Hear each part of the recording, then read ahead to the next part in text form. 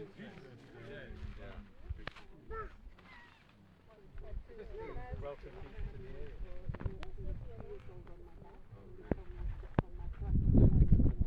a very informal gathering.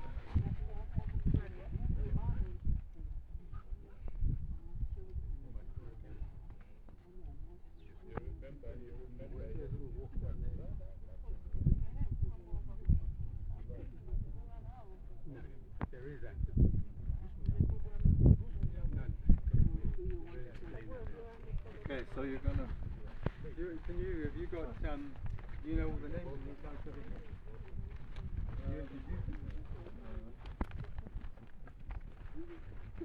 Hi, Sandra. I know. He did How are you?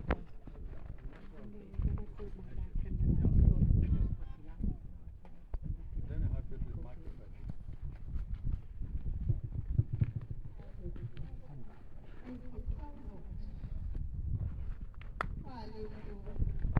First and foremost, I'd like to recognize the presence of the Royal Highness present here today.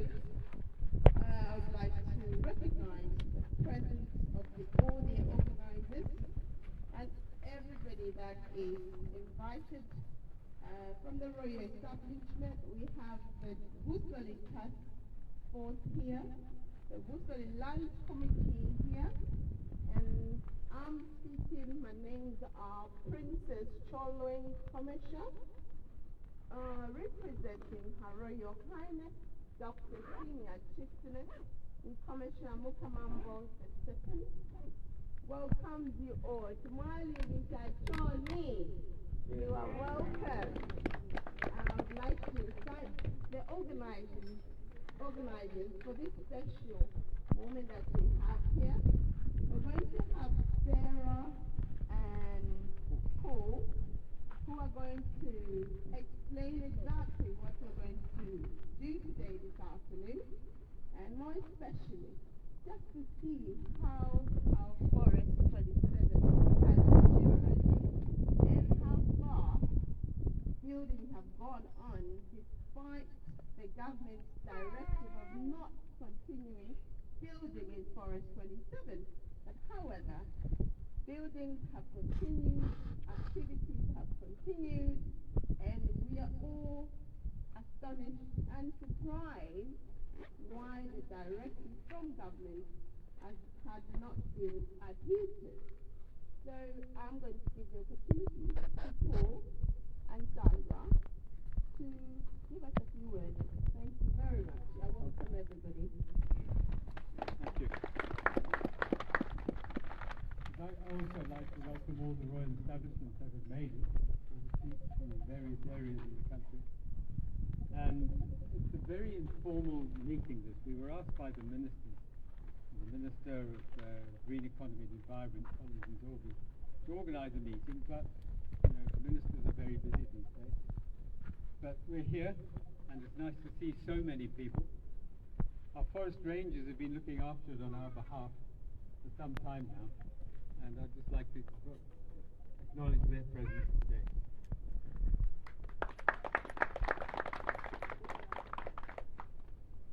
Basically, the idea of this meeting was just to show you the state of the forest.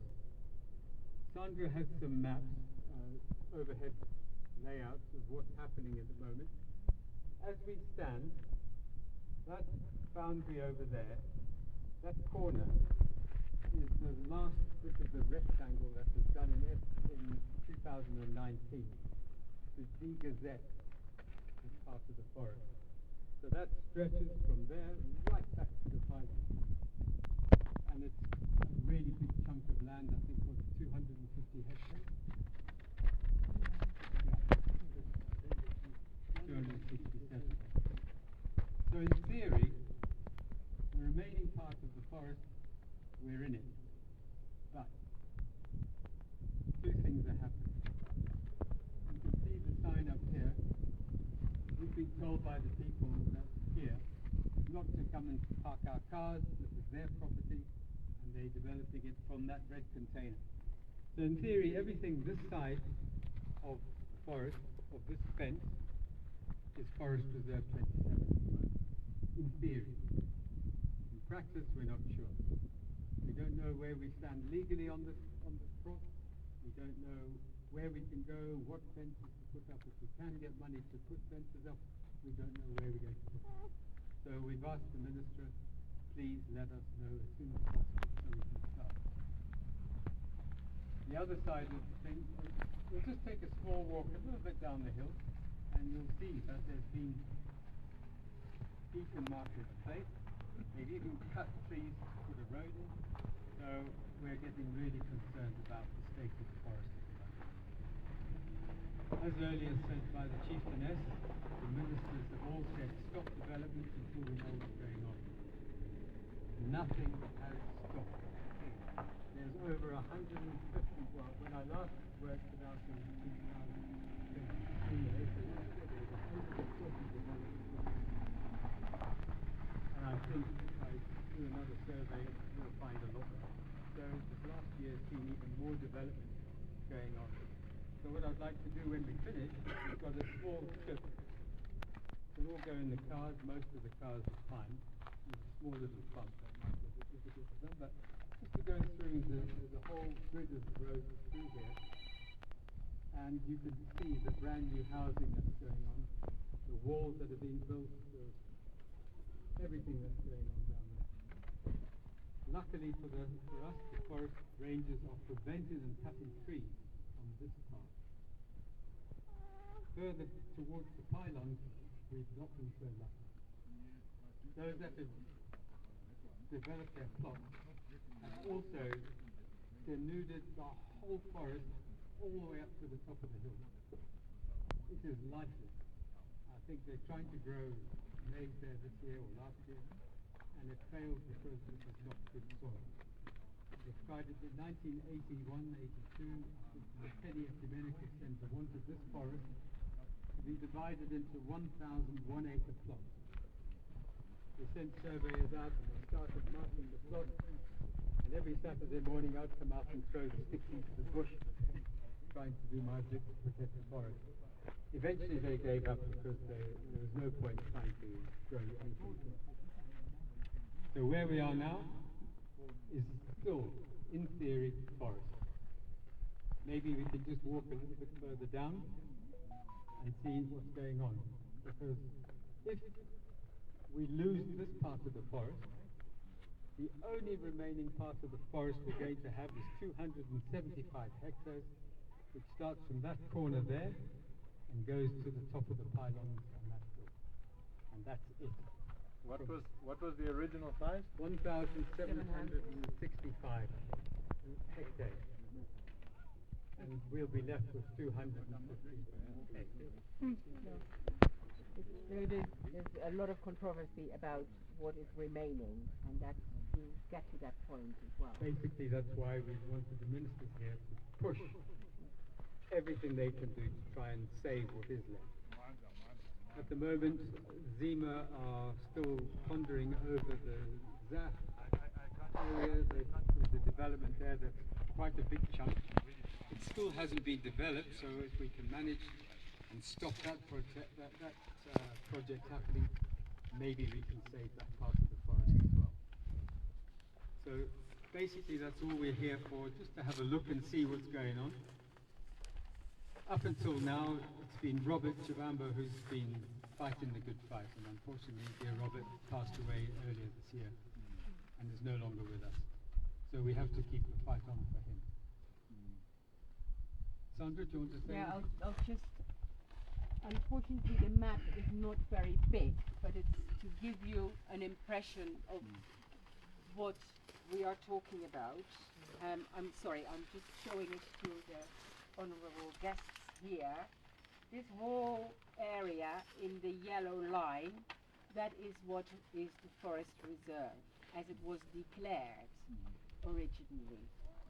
And that area, it was degazetted by Kaunda in 83 for security reasons, and then plots were given out to people for their own use. And that's when part of this forest was divided up in chunks. The then in 1996 it was re-gazetted because of the devastation that had occurred, because of the plots, burning of trees and charcoal. There wasn't enough water for the farmers and people living downstream, so it was re-gazetted in 1996. And all the people that had been given plots were supposed to be compensated or having been given plots elsewhere. And so it was reverted back to the original size and the original state of the forest reserve at 1,664 square hectares, not square hectares. Then in 2017, the President Lungu at the time degazetted the first part of the forest reserve, which is this triangle, this green part here. And we've been coming through there because when we were driving down, this is Bauleni, this is the Leopard's Hill Road, and then you turn off on the State Lodge Road, and we actually cut through this little corner and on the State Lodge Road, and then we came back on the State Lodge Road, turned off here to the new development, and we're actually standing right in this corner on the top of that red rectangle. So 2017, this part was degazetted, and that's the part where we've got a list of more than 100 people that were given plots, amongst which a lot of the publicly exposed people, and one of them is now ministers. One of them now is in court. Jean Kapata amongst them. Her plot was right here, and she's in court now. Not specifically on this, but it is being mentioned there. So in 2018, another part was degazetted, and that's this very big purple part, and that is the ZAF area. But it was divided into 4 plots. In combination, ZAF was doing a joint venture with Chinese companies, 3 different Chinese companies. And that is where they started to develop Kingsland. So Kingsland development along Twin Palm Road extension. This is Twin Palm Road extension. There was a small ZAF compound here, which had already been built within what used to be the forest reserve. But now they plan to do a whole part here, developing many housing units, helicopter field, hospital, shopping center, whatever, the whole new township, let's say. This was already started in 2017, before it was degazetted and before an environmental impact assessment was done. So it was taken to court, but it never ended yet because the judge who was presiding on it passed away, and it's pending now. So we don't know what is happening. Then in 2019, the last SI came out, which is this part, which was then degazetted. And that's where we are now, on top of this here, and it goes all the way down to the power lines. And it comes through this triangle, and a lot of development is going on here as well, including clearing area for a fuel station in the forest. So what officially should be remaining, according to the statutory instrument of 2019, is this area in the white lines. That is 736 hectares, according to the statutory instrument, which is an official document. According to the Minister of Lands, there's only 218 hectares remaining. So there's about 500 hectares missing from the records of the Ministry of Lands in comparison to the records of the statutory instrument and what the Forest Department thinks is the forest reserve. So we don't know exactly where these 500 hectares have gone.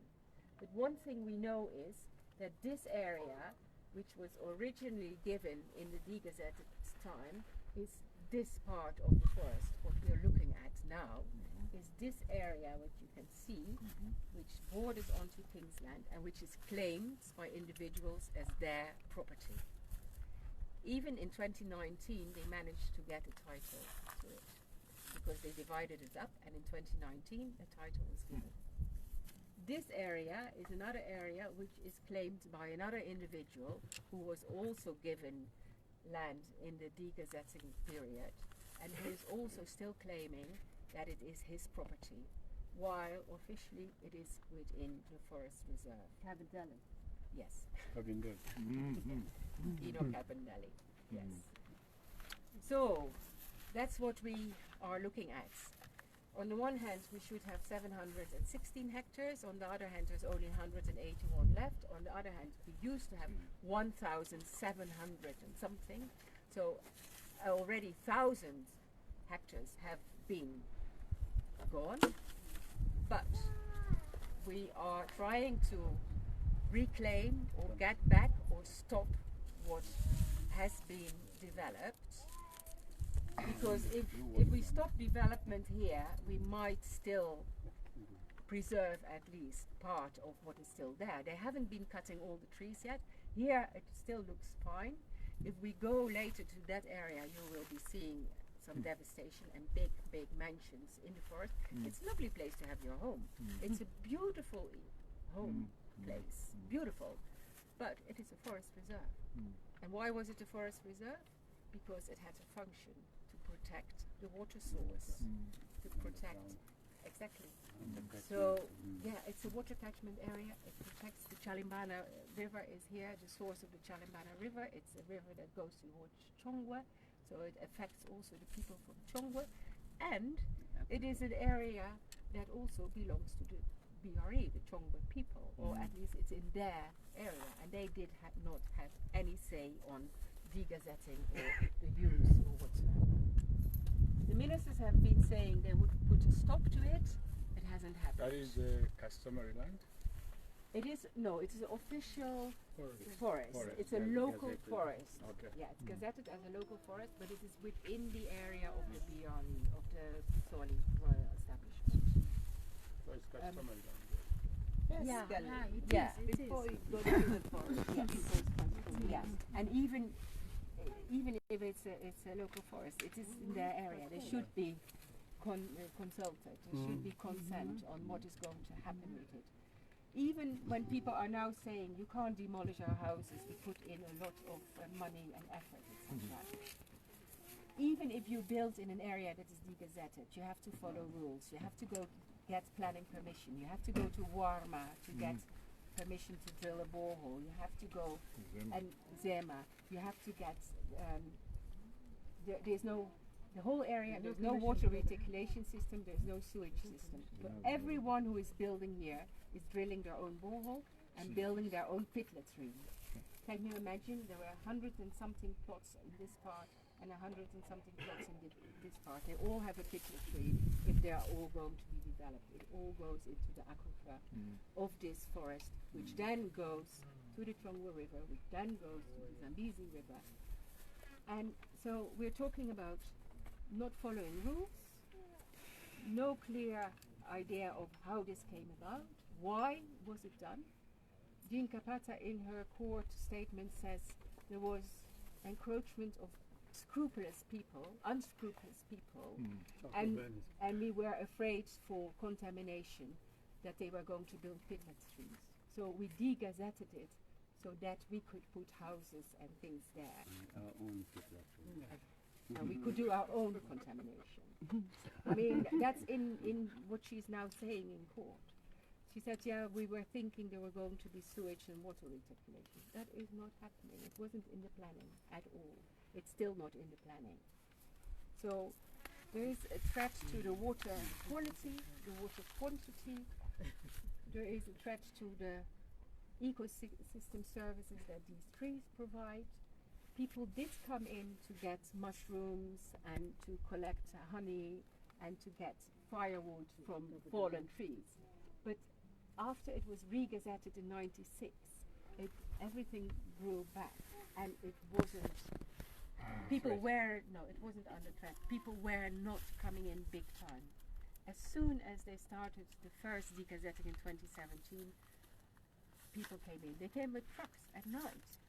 Sorry to say, ZNS came with trucks at night, for instance, to pick up the cut logs and take them out. They were burning charcoal. The Chinese came. I'm sorry, I'm mentioning names now, but it was terrible. Our forest guards who have been here to protect it, they were attacked. People were there with pangas. The forest department, the district forest department, has been very helpful to come and try to impound trucks or destroy charcoal ovens. They were driving on an impounded truck with policemen, and they were stopped in Bauleini at the time and were chased from the truck and were harassed. And that was police and district forest officials who were harassed by cabas and people who wanted to cut trees and charcoal. So it was bad. But the forest guards have been continuing. Every day they're in the forest and they're protecting what is left. Our main issue is now with the Ministry of Lands. What is officially the forest reserve? What is remaining? And what are we going to do about it? Because we cannot risk to lose this completely. We cannot risk that. So that's why we are here. 270 hectares is not enough. It is less than, because this part, all which that's is left. remaining, is 360, so it's even less than that. This is what we calculated. And this little according- area here, this corner, there are no trees left. So this is still forest reserve, but they've taken all the trees in this area. People used to come, there is the mountain of God. People used to come to pray and to have spiritual interaction, and it's a lovely place, but it's under threat. So we're not Still trying in the to middle, so it's still there, but surrounded by. by threats, and we're not trying to preserve it for our own benefit so that we can enjoy it. That's part of it. It's lovely to be in this forest, but it is a necessity to have this forest here as a